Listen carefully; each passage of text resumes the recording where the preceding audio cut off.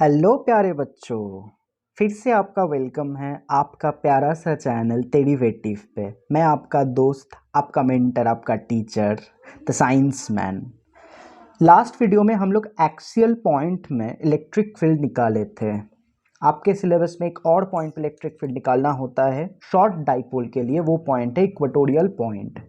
पहले तो बात है इक्वेटोरियल पॉइंट का मीनिंग क्या होता है। चलिए, ये एक बाइसेक्टर था। पॉइंट का नाम भी ले लिए थे ओ पॉइंट से बी पॉइंट देखिए परपेंडिकुलरली है। इसको हम लोग इस पॉइंट को, इस पोजीशन को हम लोग इक्वेटोरियल पोजीशन बोलते हैं, या तो इसका एक और नाम होता है ब्रॉड ऑन पोजीशन। इस ब्रॉड ऑन पोजीशन में नेट इलेक्ट्रिक फील्ड हम लोगों को निकालना है। कोई बात नहीं, पहला तो बात है इस डिस्टेंस को क्या नाम देंगे। एक्स देते हैं इस डिस्टेंस को। ये डिस्टेंस कितना नाम देते हैं। अच्छा, इसका ना स्मॉल आर देते हैं। चलो, इसका डिस्टेंस स्मॉल आर देते हैं एंड इसका वैल्यू एक्स लेते हैं। बीच में एंगल थीटा। अगर ऐसा है तो ये ट्रायंगल से आप एक चीज बताइए, कॉस थीटा का वैल्यू कितना, क्यों निकाल रहे हैं मैं बताऊंगा। कॉस थीटा का वैल्यू कितना होगा। Cos theta l by r, that is the value of cos theta. Fine. ये positive charge, this is the positive charge at b point. ये क्या करने का कोशिश करेगा, लीनियरली, ये भी आर ले लेते हैं, लीनियरली ये इलेक्ट्रिक फील्ड को निकालने का कोशिश करेगा, क्योंकि मैं आपको बता दिया था रीजन। ये हो गया आपका E2 का वैल्यू। अगर E2 ऐसा है तो E2 का तो रेक्टेंगुलर कंपोनेंट होना चाहिए। एक तो हो गया ये, एंड दूसरा कोई और इससे मार्क करते हैं। दूसरा आपका हो गया ये, इसका नाम हो गया सर, अगर ये थीटा तो ये भी थीटा। पैरेलल बाइसेक्टर, दो पैरेलल लाइन को एक sector, angle same. Clear? Okay. अगर ये थीटा तो ये हो जाएगा आपका E2 cos थीटा, ये हो जाएगा आपका E2 sin थीटा। दूसरा बात क्या है सर, अगर ये थीटा लिए ये भी थीटा लेना होगा सर। इन दोनों को ऐड करेंगे तो टोटल बाहर का एंगल आएगा, आना तो चाहिए। Total external angle is equal to addition of summation of two internal angles. तो इसका टोटल वैल्यू 2 थीटा होना चाहिए, तो उसमें से एक थीटा हो गया, तो इसका भी वैल्यू आना चाहिए थीटा। क्लियर? अब पहला चार्ज नेगेटिव है, तो बी पॉइंट पे इलेक्ट्रिक फील्ड कैसा होगा, अट्रैक्टिव इलेक्ट्रिक फील्ड, जो कि E1 होने वाला है। जिसका भी कंपोनेंट आने वाला है, दो कंपोनेंट लिखते हैं। एक हो गया E1, इसके साथ जो होगा E1 cos थीटा, एंड रेक्टेंगुलरली ये हो गया E1 sin theta. Clear? Now tell me one thing, what is the value of E1? E1 का वैल्यू पॉइंट बी पे, E1 का वैल्यू कितना है, वैल्यूएट कीजिए। के चार्ज डिवाइडेड बाय डिस्टेंस का स्क्वायर। अच्छा सर, E2 का वैल्यू कितना है एट पॉइंट बी। E2 इसका सेम ना sir, K Q, same distance पे, same charge same distance, value भी सेम।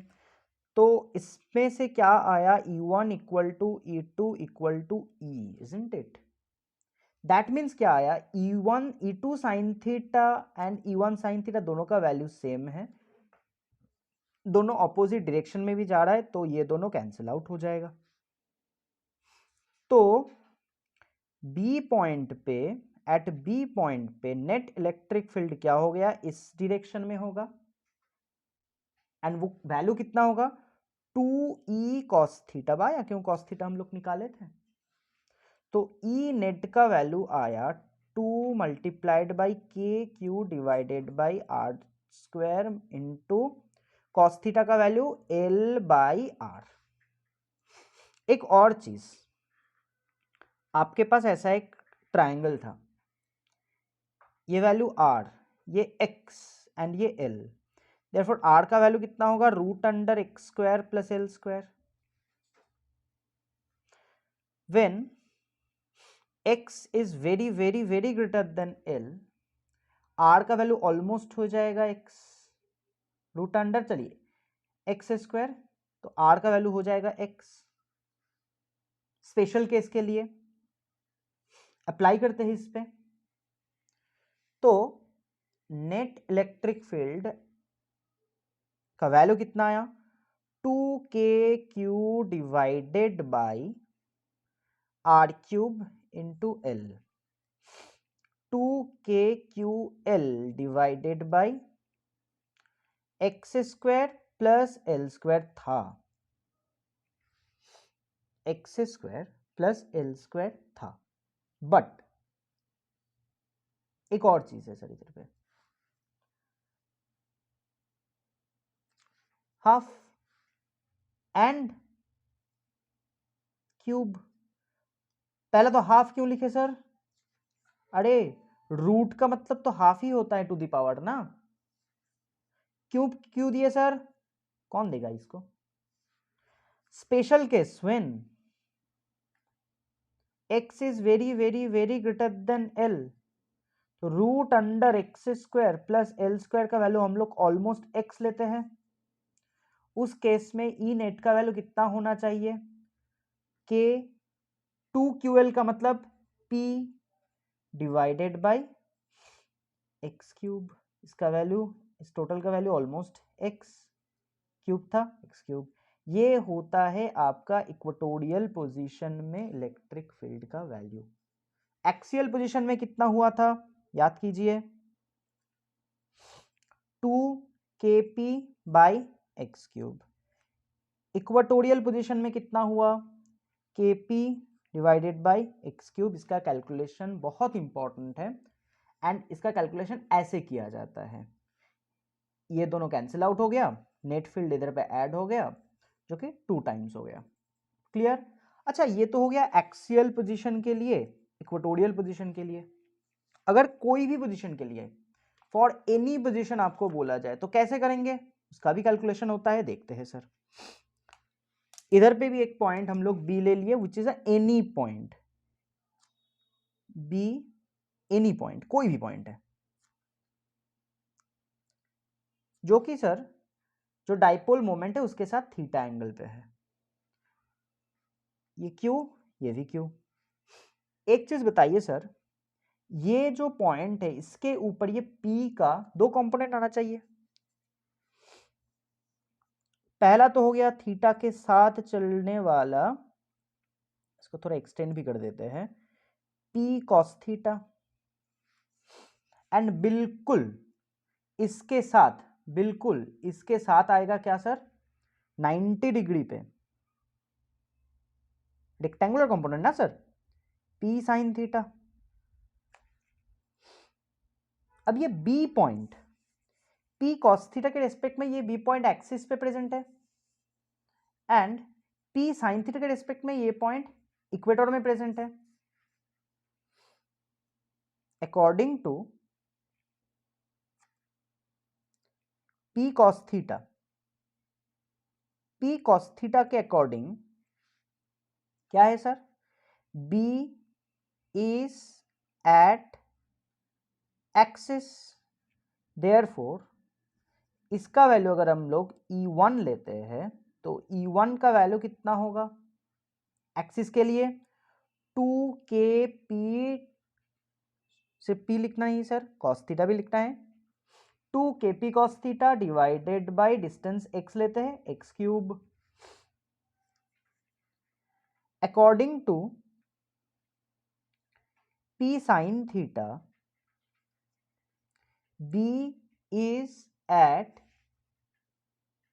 इक्वेटर, इक्वेटोरियल पोजीशन पे है। इसका वैल्यू अगर हम लोग E2 लेते हैं, जो कि E1 एंड E2 दोनों के बीच में एंगल कितना है sir, 90 degree, right angle to each other, क्योंकि ये रेक्टेंगुलर कंपोनेंट है। वैल्यू कितना होने वाला है E2 का, सिर्फ KP, P लिखने से नहीं चलेगा, साइन थीटा भी लिखना होगा, डिवाइडेड बाई एक्स क्यूब। तो मेरे पास दो वैल्यू आया, एक आया ये E1 E2, बीच में एंगल 90 डिग्री, ये आएगा आपका ई नेट। तो ई नेट का वैल्यू इधर से आया कितना,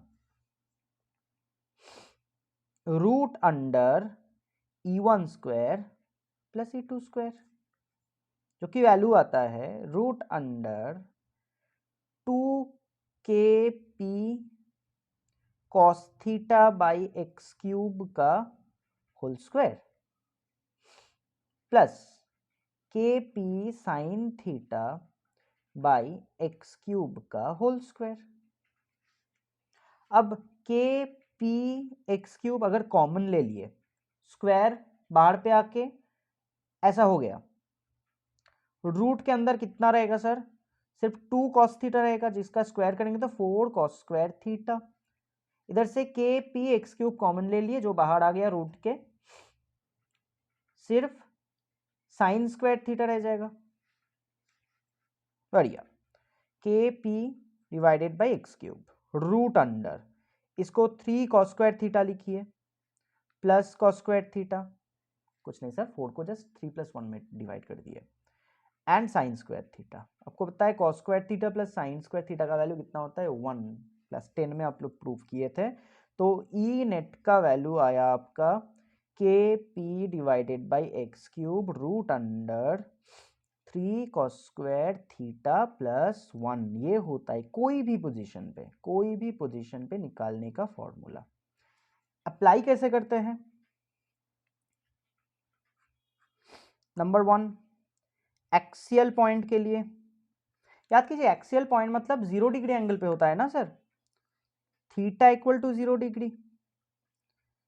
तो इधर से ई नेट का वैल्यू कितना होने वाला है, kp by x cube root under 3 cos square theta, cos square 0 degree का वैल्यू कितना 1, तो 3 + 1 मतलब रूट अंडर 4, तो 2 kp by x cube. Match कर रहा है सर वैल्यू। अच्छा, इक्वेटर के लिए भी देख लेते हैं, इक्वेटोरियल पॉइंट, इक्वेटोरियल पॉइंट में थीटा का वैल्यू था 90 डिग्री, तो cos स्क्वायर 90 डिग्री का वैल्यू कितना होगा 0, तो ई नेट का वैल्यू आएगा sir kp by x cube root under 0 + 1, ultimately value कितना आया kp बाई एक्स क्यूब, यही तो वैल्यू था sir. So that's how you have to find out electric field at axial position, at equatorial position, at any position. Fine, पढ़ते रहिए, thank you.